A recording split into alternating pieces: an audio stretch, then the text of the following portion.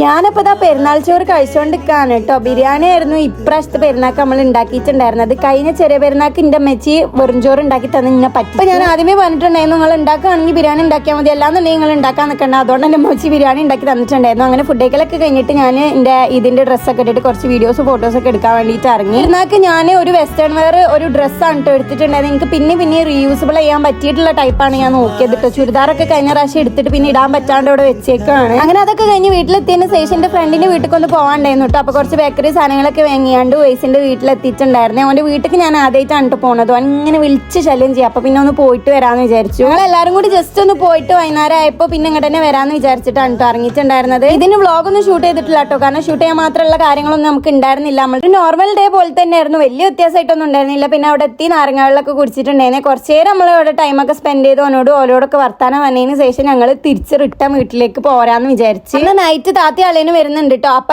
ഓലൊക്കെ വന്നിട്ട് ഞാൻ ഒരു പായസം കുടിച്ചിട്ടുണ്ടായിരുന്നു.